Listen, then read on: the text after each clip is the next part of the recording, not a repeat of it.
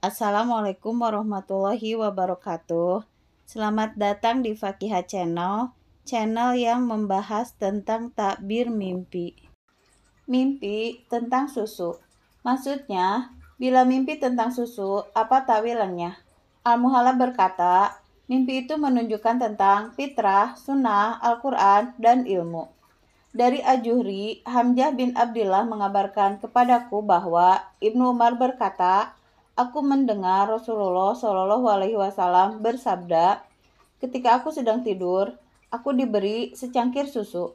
Lalu aku minum darinya hingga subuh aku melihat aliran air keluar dari kuku-kukuku.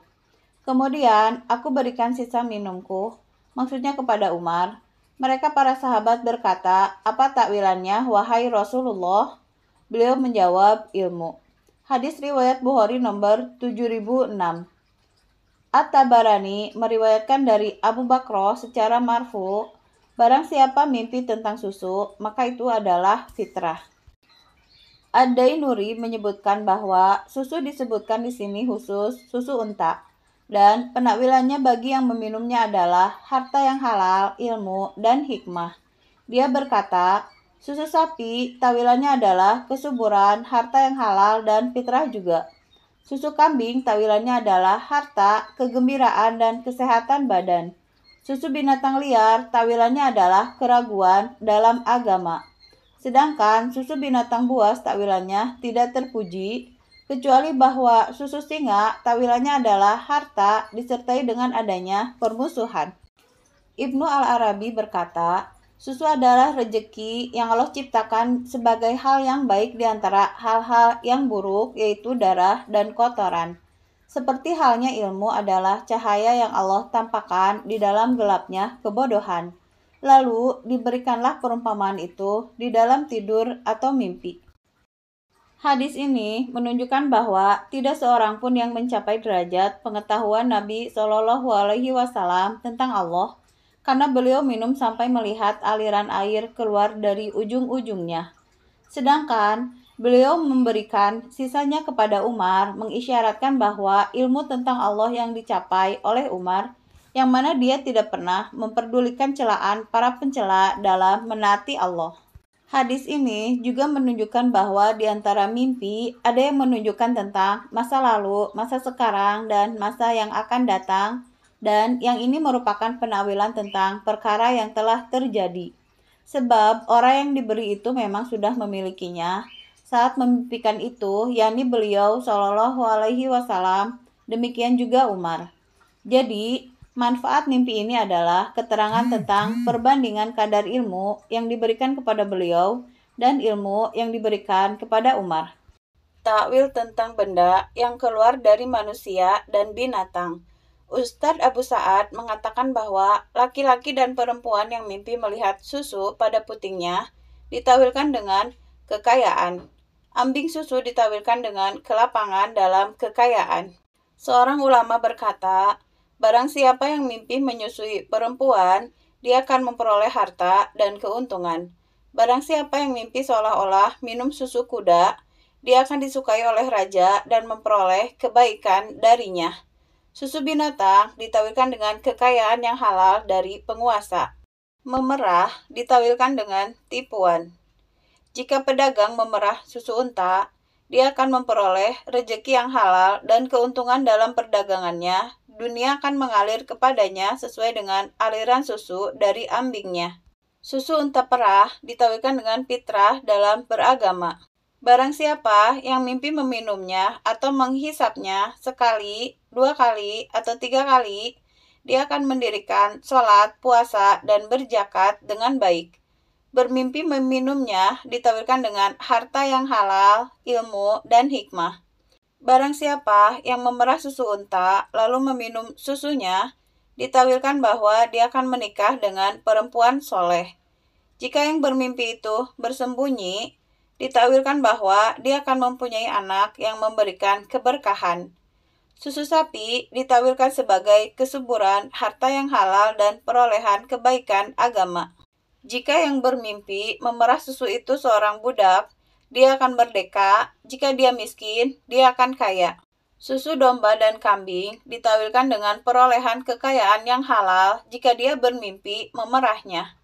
Susu singa ditawilkan dengan kemenangan atas musuh jika seseorang bermimpi meminumnya. Jika bermimpi demikian, dia akan memperoleh kekayaan dari penguasa yang sewenang-wenang. Susu anjing ditawilkan sebagai ketakutan yang luar biasa, demikian pula susu serigala.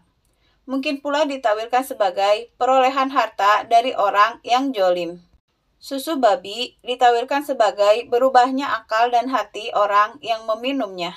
Susu babi yang banyak ditawilkan sebagai harta yang haram, tetapi jika sedikit ditawilkan dengan harta yang halal, karena Allah Subhanahu wa Ta'ala berfirman, "Barang siapa yang mengalami kemudaratan, tidaklah berdosa atasnya, asal tidak berlebihan dan melampaui batas." Allah Subhanahu wa Ta'ala membolehkan memakannya dalam jumlah sedikit apabila darurat dan mengharamkan jumlah yang banyak. Susu macan ditawilkan sebagai lahirnya permusuhan. Susu kijang ditawilkan sebagai najar. Susu keledai jinak ditawilkan dengan penyakit ringan. Susu seluruh binatang buas ditawilkan dengan kekuatan dalam melaksanakan agama. Susu domba dan kerbau ditawilkan dengan kebaikan dan fitrah. Susu binatang melata ditawilkan dengan kemudaratan dan kebingungan yang segera terjadi. Susu musang ditawilkan dengan penyakit yang ringan. Susu kucing ditawilkan dengan penyakit ringan atau permusuhan. Susu kuda ditawilkan dengan nama yang baik di kalangan manusia bagi yang bermimpi meminumnya. Susu keledai betina ditawilkan dengan perolehan kebaikan. Susu yang muncul dan keluar dari tanah menunjukkan munculnya kejoliman. Susu yang keluar dari sesuatu yang tidak lazim ditawilkan dengan tercapainya anugerah tanpa diduga-duga. Seseorang yang menyusu dari susu sendiri menunjukkan pengkhianatan. Susu dari binatang yang suka menggigit dan menyengat ditawilkan dengan perdamaian antara dirinya dan pihak musuh. Barang siapa bermimpi meminum susu ular, dia akan melakukan suatu pekerjaan yang diridhoi Allah. Ada yang menawilkan bahwa dia akan memperoleh jalan keluar dan keselamatan dari bencana. Buih susu ditawilkan dengan tumpukan harta yang bermanfaat dan ghanimah. Bermimpi susu yang kental tidak mengandung kebaikan, tetapi penawil lain menawilkannya dengan rejeki di dalam perjalanan. Susu yang asam ditawilkan dengan rejeki yang diraih setelah ditimpa kedukaan dan rasa sakit. Ada pula yang menawilkannya dengan harta yang haram dan pergaulan dengan orang yang bangkrut, sebab dari susu tersebut buihnya telah hilang. Ada yang menakwilkan orang yang meminumnya dengan perbuatan meminta kebaikan dari orang yang tidak memilikinya. Minum susu yang pekat ditawilkan dengan penyimakan tuturan dari kaum perempuan. Bau susu ditawilkan dengan harta yang disertai ibadah dan kehati-hatian dalam berperilaku. Keju ditawilkan dengan harta yang disertai kesenangan. Keju yang lembab lebih baik daripada keju yang kering. Keju lembab ditawilkan dengan kekayaan yang segera tersedia dan kesuburan. Ada yang menawilkan keju yang kering dengan perjalanan jauh, yang lain menawilkan segumpal keju dengan uang 10.000 dirham. Barang siapa yang bermimpi seolah-olah dia menyantap roti dengan keju, kehidupannya berjalan seret. Ada yang menawilkan orang yang menyantap roti dengan keju bahwa dia akan ditimpa penyakit secara mendadak. Susu yang jernih ditawilkan dengan agama yang mendominasi kehidupan. Ada yang menawilkannya dengan harta berkembang yang terus diraihnya setelah berupaya keras. Harta itu dapat menggantikan harta yang banyak. Keju murni ditawilkan dengan kekayaan yang berharga lagi lezat.